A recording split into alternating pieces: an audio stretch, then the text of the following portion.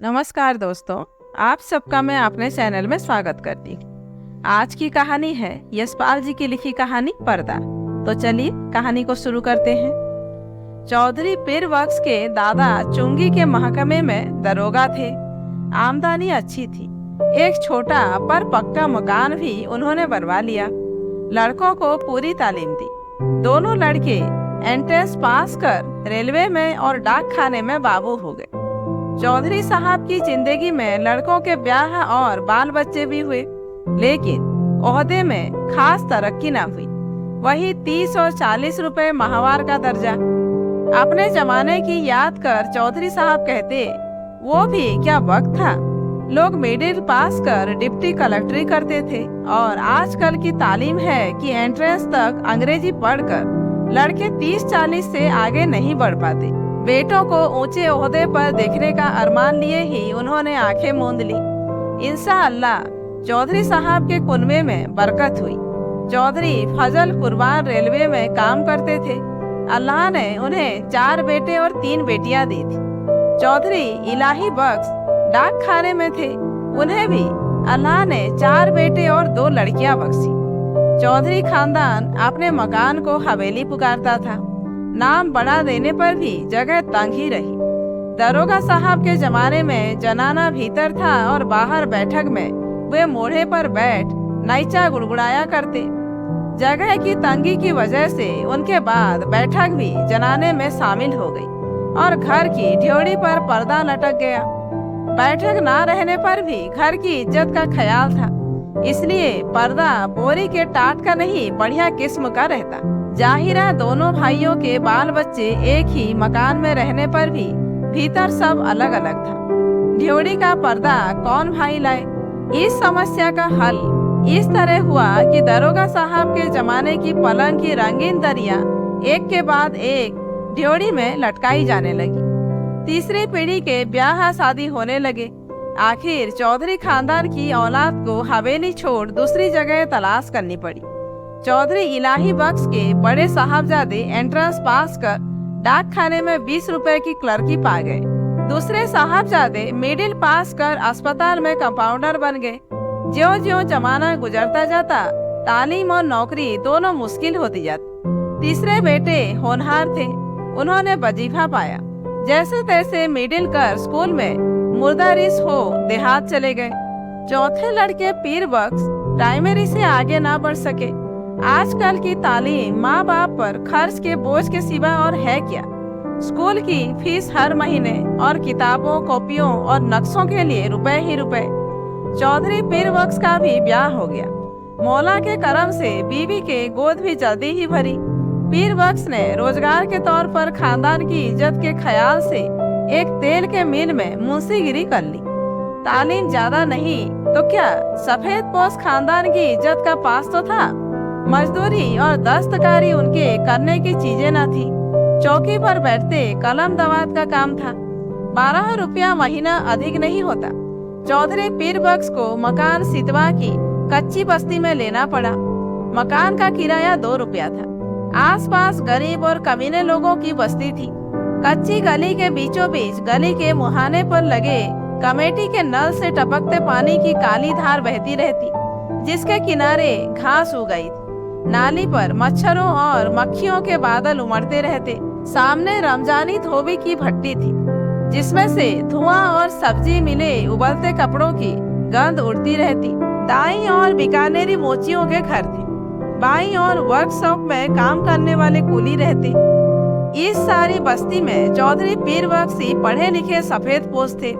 सिर्फ उनके ही घर की ड्योढ़ी पर पर्दा था। सब लोग उन्हें चौधरी जी मुंशी जी कहकर सलाम करते। उनके घर की औरतों को कभी किसी ने गली में नहीं देखा। लड़कियां 4-5 बरस तक किसी कामकाज से बाहर निकलती और फिर घर की आबरू के ख्याल से उनका बाहर निकलना मुनासिब ना था। पीर बख्श खुद ही मुस्कुराते हुए सुबह शाम कमेटी के नल से खड़े भर लाते। चौधरी की तनख्वाह 15 बरस से 12 से 18 हो गई। खुदा की बरकत होती है तो रुपए पैसे की शक्ल में नहीं, आल औलाद की शक्ल में होती है। 15 बरस में 5 बच्चे हुए।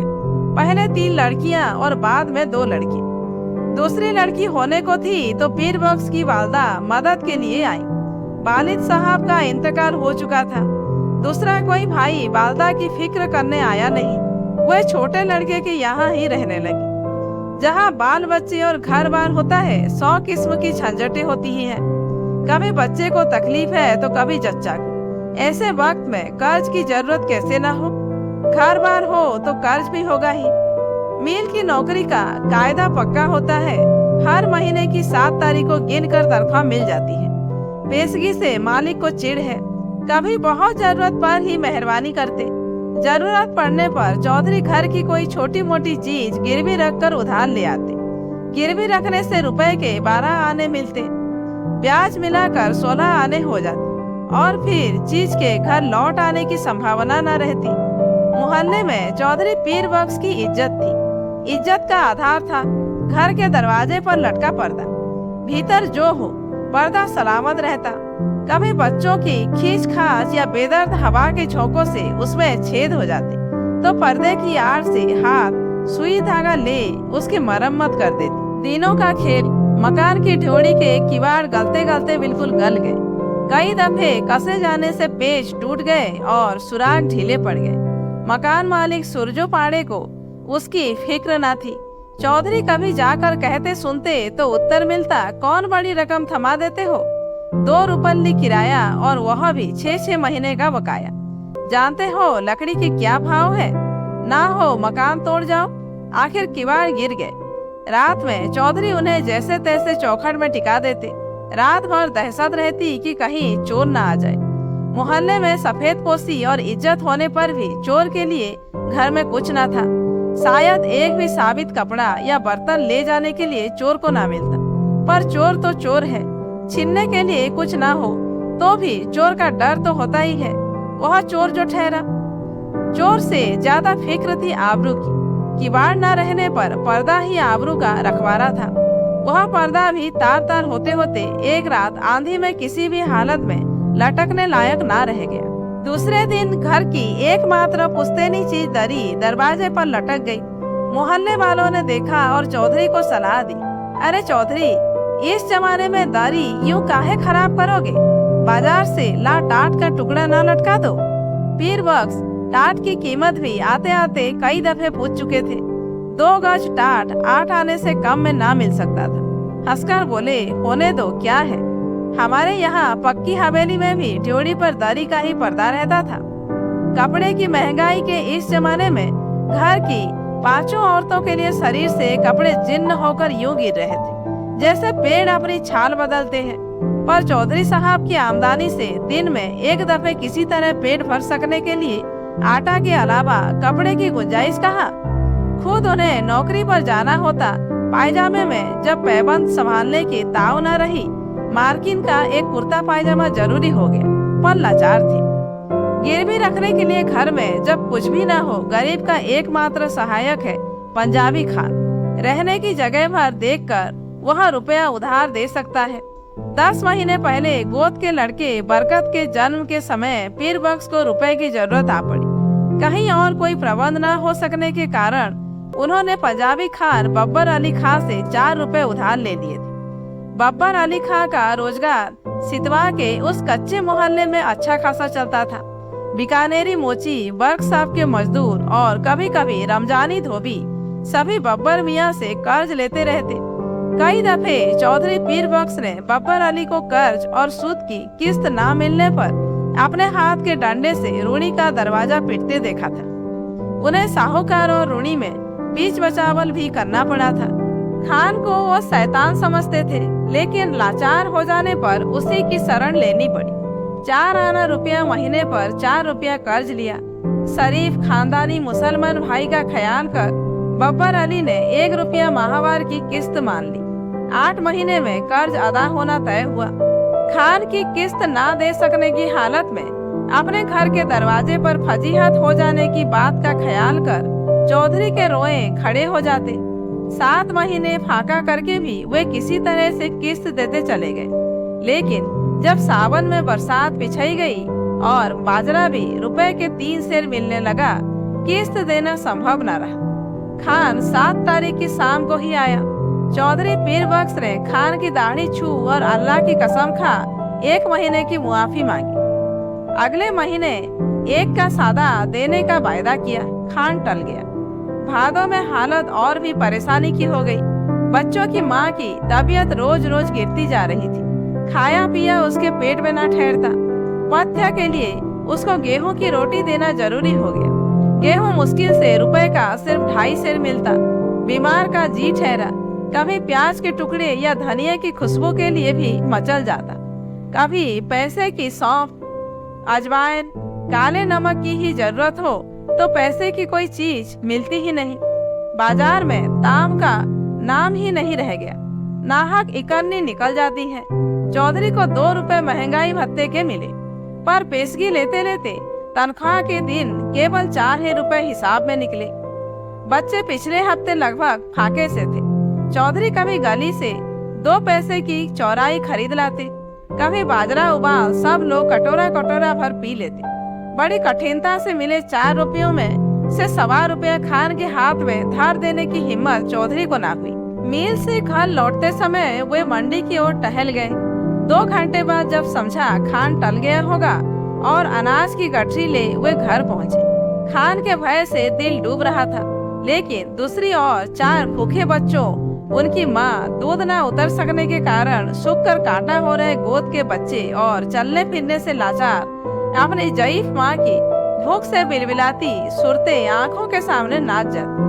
धड़कते हुए हृदय से वे कहते जाते, मौला सब देखता है, खैर करेगा। 7 तारीख की शाम को असफल हो खान 8 की सुबह खूब तड़के चौधरी के मिल चले जाने से पहले ही अपना डंडा हाथ में लिए दरवाजे पर मौजूद हुआ। रात भर सोच सोच कर चौधरी ने खान के लिए बयान तैयार किया। मिल के मालिक लालाजी 4 रोज के लिए बाहर गए हैं। उनके दस्तखत के बिना किसी को भी तनख्वाह नहीं मिल सकी। तनख्वाह मिलते ही वह 1.25 रुपए हाजिर करेगा। माकूल वजह बताने पर भी खान बहुत देर तक गुर्राता रहा। हम वतन छोड़ के परदेश में पड़ा है, ऐसे रुपया छोड़ देने के वास्ते हम यहाँ नहीं आया है। हमारा भी बाल बच्चा है। 4 रोज में रुपया नहीं देगा तो हम तुम्हारा कर देगा। 5वें दिन रुपया कहाँ से आ जाता? तनख्वाह मिले अभी हफ्ता भी नहीं हुआ, मालिक ने पेशगी देने से साफ इनकार कर दिया। 6ठे दिन किस्मत से इतवार था। मिल में छुट्टी रहने पर भी चौधरी खान के डर से सुबह ही बाहर निकल गए। जान पहचान के कई आदमियों के यहाँ गए। इधर उधर की बातचीत कर वे कहते, अरे भाई हो तो 20 आने पैसे तो दो, 1 रोज के लिए देना, ऐसे ही जरूरत आ पड़ी है। उत्तर मिला, मियाँ पैसे कहाँ से है इस जमाने में, पैसे का मोल कौड़ी नहीं रह गया। हाथ में आने से पहले ही उधार में उठ गया तमा। 2 पहर हो गई, खान आया भी होगा तो इस वक्त तक बैठा नहीं रहेगा, चौधरी ने सोचा और घर की तरफ चल दिए। घर पहुंचने पर सुना खान आया था और घंटे भर तक ड्योढ़ी पर लटके दरी के पर्दे को डंडे से ठेल ठेल कर गाली देता रहा है। पर्दे की आड़ से बड़ी बीवी के बार बार खुदा की कसम खा यकीन दिलाने पर कि चौधरी बाहर गए हैं, रुपया लेने गए हैं। खान गाली देकर कहता, नहीं, बज्जात चोर भीतर ही छिपा है, हम 4 घंटे में फिर आता है, रुपया लेकर जाएगा। रुपया नहीं देगा तो उसका खाल उतार कर बाजार में बेच देगा। हमारा रुपया क्या आराम का है? 4 घंटे से पहले ही खान की पुकार सुनाई दी, चौधरी! पीर बख्श के शरीर में बिजली सी दौड़ गई और ये बिल्कुल निस्तब्ध हो गए। हाथ पैर सून और गला खुश्क। गाली दे पर्दे को ठेल कर खान के दोबारा पुकारने पर चौधरी का शरीर निर्जीव प्राय होने पर भी निश्चेष्ट ना रह सका। वे उठकर बाहर आ गए। खान आग बबूला हो रहा था। पैसा नहीं देने का वास्ते चिपता है। एक से एक बढ़ती हुई 3 गालियां एक साथ खान के मुंह से पीर बख्श के पुरखों पीरों के नाम निकल गई। इस भयंकर आघात से पीर बख्श का खानदानी रक्त भड़क उठने के बजाय और भी निर्जीव हो गया। खान के घुटने चूम अपनी मुसीबत बता वे मुआफी के लिए खुशामद करने लगे। खान की तेजी बढ़ गई। उसके ऊंचे स्वर से पड़ोस के मोची और मजदूर चौधरी के दरवाजे के सामने इकट्ठे हो गए। खान क्रोध में डंडा फटकार कर कह रहा था, पैसा नहीं देना था, लिया क्यों? तनख्वाह किधर में जाता? आरामी हमारा पैसा मारेगा, हम तुम्हारा खाल खींच लेगा। पैसा नहीं है तो घर पर पर्दा लटका के शरीफ ज्यादा कैसे बनता? तुम हमको बीवी का गहना दो, बर्तन दो, कुछ तो भी दो। हम ऐसे नहीं जाएगा। बिल्कुल बेबस और लाचारी में दोनों हाथ उठा खुदा से खान के लिए दुआ मांग पीर बख्श ने कसम खाई। एक पैसा भी घर में नहीं, बर्तन भी नहीं, कपड़ा भी नहीं। खान चाहे तो बेशक उसकी खाल उतार कर बेच ले। खान और आग बबूला हो गया। अब तुम्हारा दुआ क्या करेगा, तुम्हारा खाल क्या करेगा? उसका तो जूता भी नहीं बनेगा। तुम्हारा खाल से तो यह टाट अच्छा। खान ने ड्योढ़ी पर लटका दरी का पर्दा झटक लिया।